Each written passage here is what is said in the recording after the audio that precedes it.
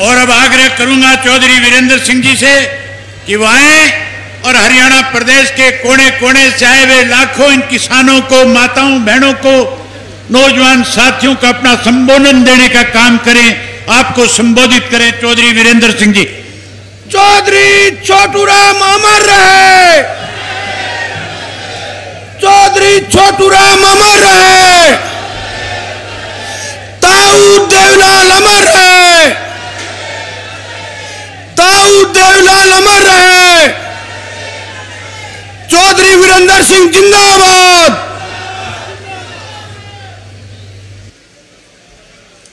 आज के चौधरी देवीलाल के सम्मान दिवस पे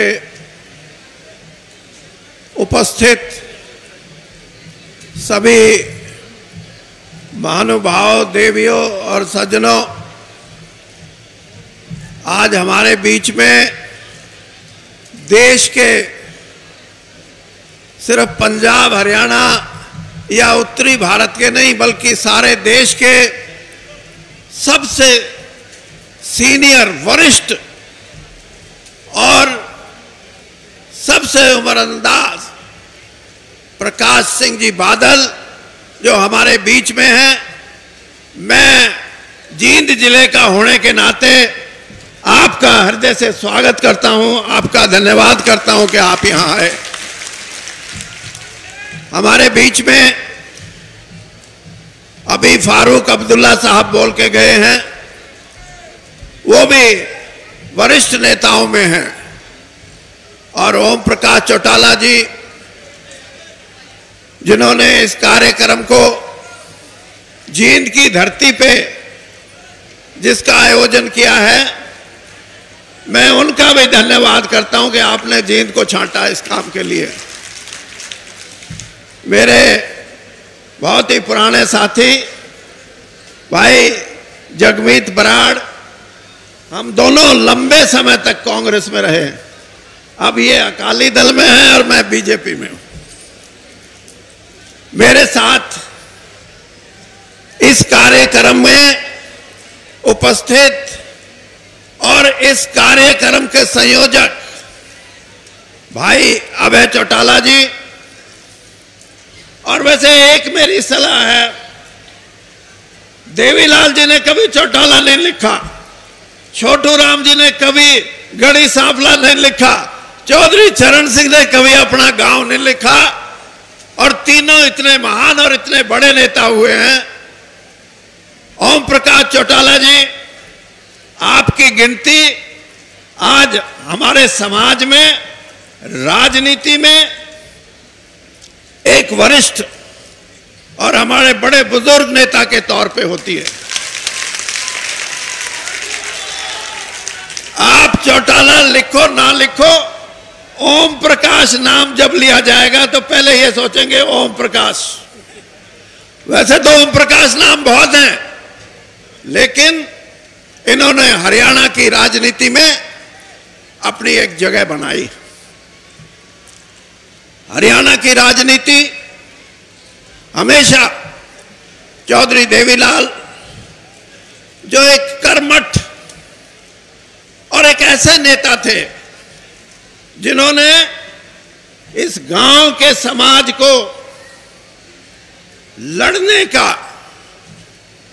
संघर्ष करने का, अपने अधिकारों को मांगने का, लड़ाई के माध्यम से, संघर्ष के माध्यम से एक रास्ता दिखाया था जिसपे आज भी हरियाणा चल रहा है। और ये रास्ता सिर्फ हरियाणा के लिए नहीं, आज ये देशव्यापी रास्ता है। किसानों के अधिकारों की बात हो, नौजवानों के भविष्य की बात हो, और महिलाओं की,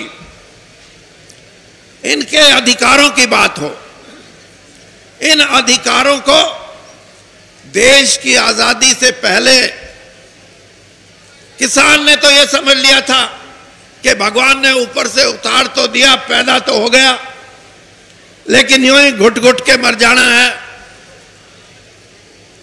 उसकी आत्मा में एक संकोच पैदा हो गया कि मेरा तो कोई समाज में जगह ही नहीं है। उस वक्त दीनबंधु छोटू राम जी ने उस किसान को झकझोरा, उस कमेरे वर्ग को झकझोरा और उसको कहा, नहीं तुम बेचारा नहीं है, मैं तेरे को राज का मालिक बनाऊंगा, तू लड़, तू उठ और तू अपने काम में किसी की परवाह मत, भगवान तेरे ऊपर है, तुझे हमेशा कामयाबी मिलेगी। इस चीज को पैदा किया आज से 100 साल पहले उस महापुरुष ने, और उस काम को आगे बढ़ाया चौधरी देवीलाल ने।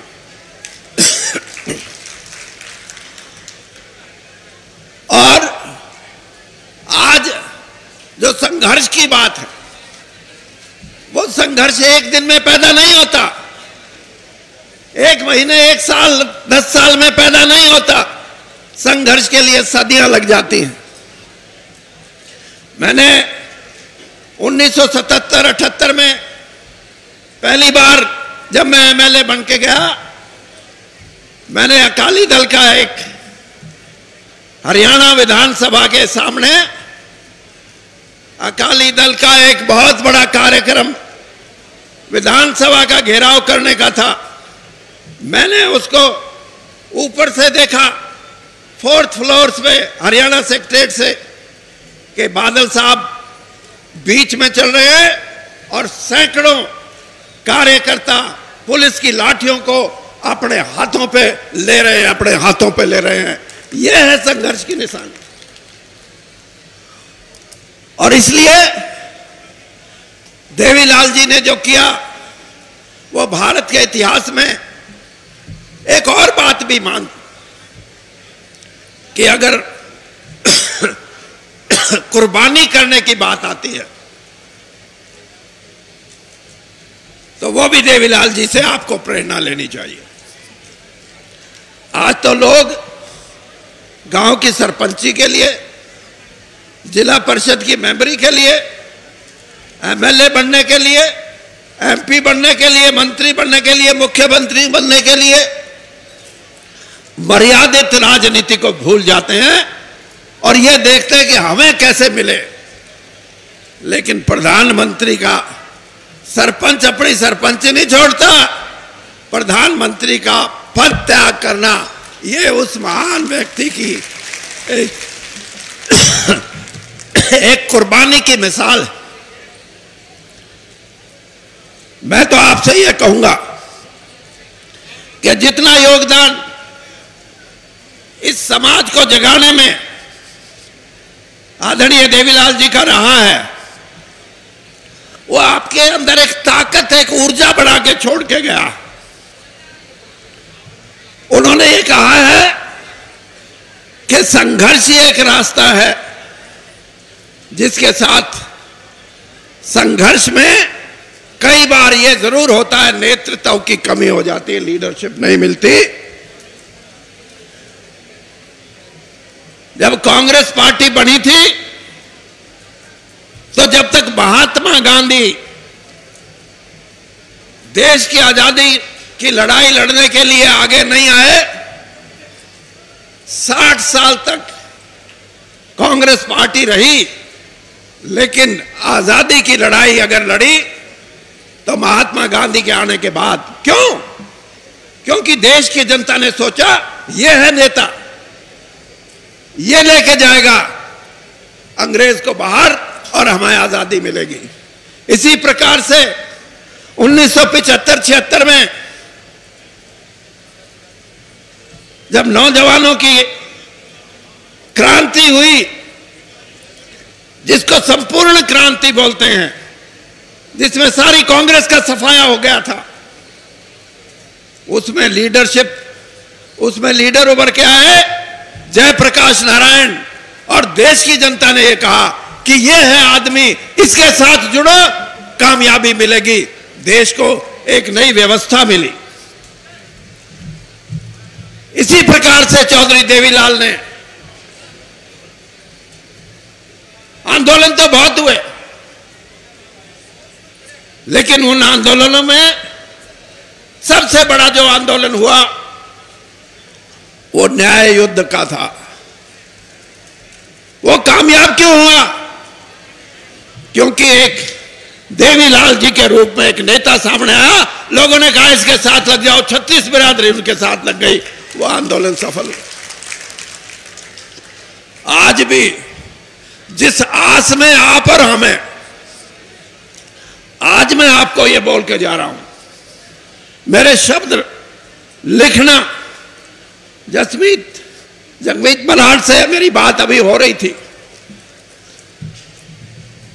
आज किसान के अधिकारों की जो लड़ाई है, उस लड़ाई को भी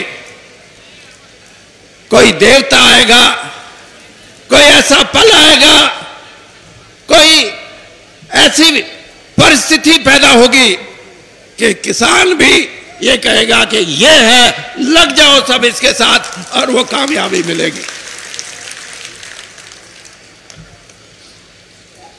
ये लड़ाई मैं इसलिए कहता हूं कि आज से 30 साल पहले आर्थिक सुधारों का युग आया था नरसिम्हा राव जी के समय में, और ये कह रहे थे कि आर्थिक सुधारों में देश धनवान बन जाएगा। देश तो धनवान, देश के लोग तो आप अखबारों में भी पढ़ते होंगे, 4 साल पहले आया कि 312 लोग करोड़पति बन गए और 34 लोग अरबपति बन गए। 2 साल पहले आया कि 700 लोग करोड़पति बन गए। लेकिन गरीब, कमेरा, शोषित, दलित और ये किसान, जिसने कोरोना के समय में भी इस देश के अन्न भंडारण में पहले से ज्यादा भंडारण करके दिखाया। इस देश का किसान जो दुनिया में दूसरे देशों में हमारा अन्न और अन्न से बने सामान जाते हैं, उसमें बढ़ोतरी दिखाई, लेकिन उसमें से कोई करोड़पति नहीं बना, उसमें से कोई अरबपति नहीं बना।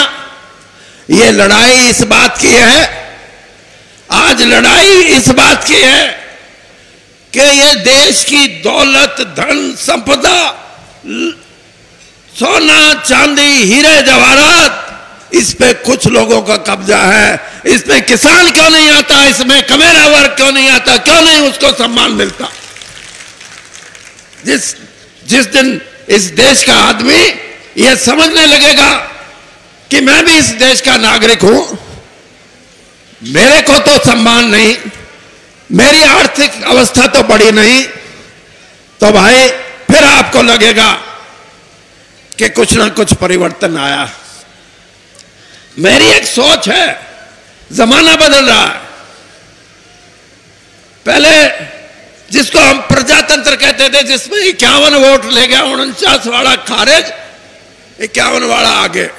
अब ऐसा समय आएगा, मैं आज आपको बोल के जा रहा हूं कि जिस इंसान के साथ, जिस नेता के साथ और जिस व्यवस्था के साथ 80-85% लोग नहीं जुटेंगे, वो प्रजातंत्र नहीं, एक नए प्रजातंत्र का उदय होगा। और ऐसा प्रजातंत्र जिससे कि देश के लोगों में यह संदेश जाएगा कि यह है प्रजातंत्र जिसमें हमारा भी हिस्सा है, हम भी उसके अंदर हैं। तो ऐसी व्यवस्था को कायम करने के लिए आपके प्रयास अगर रहेंगे तो आप आगे बढ़ोगे, और व्यवस्था को खराब करना हो तो जाति पाति को लड़ा दो। हरियाणा के अंदर ऐसी बात चले कि हरियाणा में हमारे जो पुराने संस्कार हैं, पुरानी सभ्यता है, हमारे को बांटने की कोई कोशिश करे, मैं आज आपके बीच में कह के जा रहा हूं, ऐसी ताकतों का मुंह तोड़ जवाब देना है। हमारे भाईचारे को कोई खराब नहीं कर सकता, अगर करेगा तो उसको उसका नुकसान उठाना पड़ेगा। इसलिए आज देवीलाल जी के चरणों में मैं जहां अपनी श्रद्धांजलि अर्पित करता हूं, मैं ये कहता हूं कि मेरे को पहली बार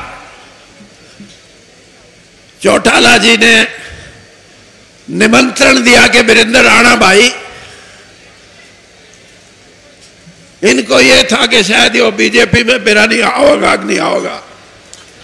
हाँ, मेरे लिए देवीलाल जी, मैं जानता हूं, मैं 1977 में एमएलए बना और पहली बार जब उनसे मिला तो मेरे को कहते, बोल वीरेंद्र तेरे को क्या चाहिए? मैं तो कांग्रेस में था। मैंने कहा जी मेरे को कुछ नहीं चाहिए। ने बोला नहीं, तू, तेरी रगों में दीन बंधु का खून है, इसलिए मैं ये चाहता हूं कि मेरे संरक्षण में तू राजनीति में ईमानदारी से और राजनीति के अंदर सच बोल के मूल्यों की राजनीति करके आगे बढ़े। इससे बड़ा सम्मान, इससे बड़ा आशीर्वाद देवीलाल जी ने मुझे दिया। मैं आगे भी आप मेरे को बुलाओगे तो जरूर आऊंगा, नहीं बुलाओगे तो बिल्कुल नहीं आऊंगा। और ये जो उनकी देन है, ये देन, मैं, कोई मुझे कहे कि भाई तू इतना रह लिया, पैसे क्यों नहीं कमाए? जी तो मेरा भी करा करता, लेकिन एक बात ध्यान में आती थी कि देवीलाल जी के वो शब्द और फिर छोटू राम जी की विरासत। मैंने कहा लोग क्या कहेंगे अगर मैं डूब गया तो इसलिए बड़े महापुरुषों से हमें प्रेरणा मिलती है, संदेश मिलता है, और उनके करे हुए कामों को देके हम आगे बढ़ते हैं। तभी हम कहेंगे कि इस देश के अंदर एक नई राजनीतिक व्यवस्था, जिसमें 80 से 85% लोग एक ही विचार के साथ आगे बढ़े, ताकि देश आगे बढ़े, उसमें बंटवारा ना हो। तो मैं आपसे विदा लेते हुए एक बात कहूंगा। देखिए, मैं किसान और किसानी का आज संघर्ष, लोग नारा लगाते हैं भारत माता की जय। मैं 3 नारे लगवाऊंगा। मैं ये कहूंगा कि धरती माता की जय।